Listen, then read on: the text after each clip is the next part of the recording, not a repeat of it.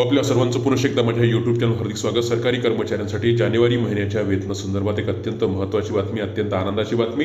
जानेवारी महिन्याच्या वेतनासंदर्भात एक अत्यंत महत्त्वाचा निर्णय शासनाने घेतलेला आहे आणि त्याच अनुषंगानं महाराष्ट्र शासनाचा एक अत्यंत महत्त्वाचा शासन आदेश सुद्धा काल निर्गमित झालेला आहे.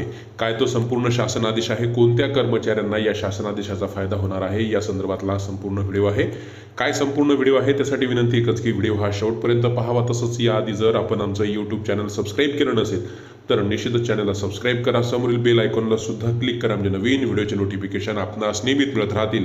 जसं की आपण स्क्रीनवर पाहतात, महाराष्ट्र शासनाच्या शालेय शिक्षण व क्रीडा विभागाचा 16 जानेवारी 2024 म्हणजे काल निर्गमित झालेला संपूर्ण शासनादेश आहे.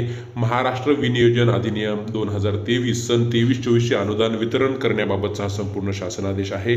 या शासन आदेशानुसार शालेय शिक्षण व क्रीडा विभागाअंतर्गत येणारे जे काही शिक्षक शिक्षकेतर कर्मचारी आहेत त्यांच्या जानेवारी महिन्याच्या वेतनासाठी आता अनुदान बीम प्रणालीवर जे उपलब्ध होतं ते अनुदान आता खर्च करण्याची अनुमती आयुक्त महाराष्ट्र राज्य शिक्षण यांना देण्यात आलेली आहे.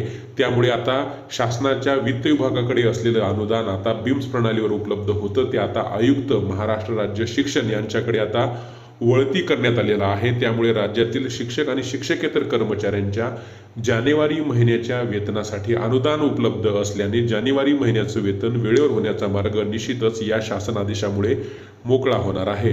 रोज नवीन असेच महत्त्वपूर्ण निर्णय बातम्यांसाठी चॅनलला सबस्क्राईब करा.